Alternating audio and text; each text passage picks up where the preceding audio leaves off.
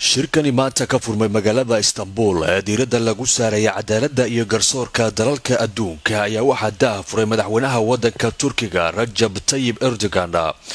dalal gaaraya 100 dal iyo waliba sharciyaqaano ayaa shirkani lagu marti qaaday. dalka Soomaaliya shirkani waxa uu matalayay wafdi uu hogaaminayo wasiirka cadaaladda Soomaaliya Cabdullaahi Axmed Jaamac Ilkajira, waxaana wafdigani kamid ahaa gudoomiyaha maxkamadda sare ee dalka, xeraalyaha guud ee qaranka, taliyaha ciidanka asluubta Soomaaliyeed.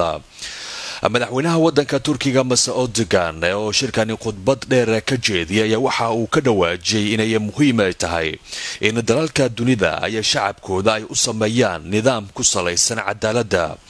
waxuna si gaar ah u soo hadal qaaday dalal ay ka mid yihiin Masar, Afghanistan iyo waliba Soomaaliya. madaxweyne Erdogan mar uu ka hadlayay xaalka dalka Soomaaliya iyo waliba sida dalalka caalamka ay u hagreen dalka Soomaaliya ayaa waxa uu yiri: İşte yıllardır Somali'nin terörden çektiği ortada. Yani Somali kendine gelemiyor.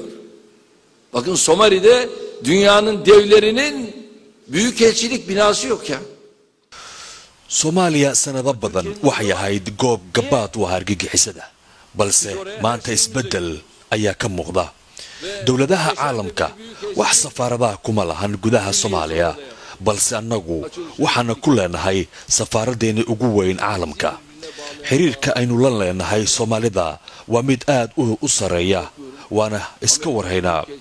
waxaan rajaynaynaa in xiriirkaasi uu noqdo mid qoto dheer oo Soomaaliya iyo Turkiga ay wax badan ay kala faa'iidaan. bal u fiirso, Mareykanka iyo Ingiriiska safaaradahooda waxay ku yaalaan xayndaab ku dhex yaala garoonka diyaaradaha Muqdisho.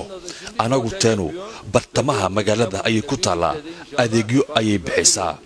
waxa taasi dheer garoonkaasi ay ku yaalaan safaaradahaasi annagu ayaa dhisnay. kuwii dhisay way mahadsan yihiin.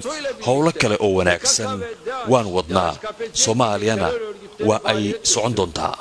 Canımızın yanmadı, kanımızın. gudoomiyaha maxkamadda sare ee dalka Soomaaliya Ibrahim Idle Saleebaan ayaa TV-ga Universal uga warbixiyay ajandaha sida gaarka ah looga hadlay furitaanka shirkan. waa shir weyn ballaaran oo ay ka soo qayb galeen ummado fara badan oo ugu yaraan 40 dawladood ay ka soo qayb galeen, ayna ka soo qayb galeen heerar kala duwan oo mid siyaasadeed iyo mid garsoorba leh oo matalayay wasiirada cadaaladda, gudoomiyaasha maxkamadaha sare, xeerlaalayaasha dhammaantood ay ka soo qayb galeen. wuxuu ahaa shir la isku weydaarsanayay khibradaha iyo way aragnimada ummad waliba ay leedahay xagga arrimaha shuruucda iyo cadaaladda iyo maamulka hay'adaha cadaaladda iyo horumarintooda. dowladda federaaliga Soomaaliya ayaa shirkan waxay ku soo bandhigtay heerka cadaaladda ee dalka uu marayo, caqabadaha hortaagan cadaaladda dalka, iyadoo aynu ogsoonahay in cadaaladda dalka Soomaaliya ay marayso halka ugu hooseyso. Axmed Cali Daahir waa xeraalyaha guud ee qaranka ee dowladda Soomaaliya. dhinaca Soomaaliya wafdigaad ka garan kartaan culayskooda. waxaa muhiim noo ahaa in aan soo bandhigno qawaaniinteena iyo caqabadaha jira iyo taxadiyaalka iyo challengeska waddanka ka jira.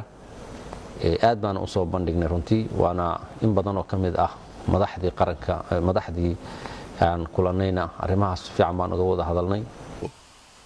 Salmaan Jamaal Saciid, TV-ga caalamiga Universal, magaalada Istanbul.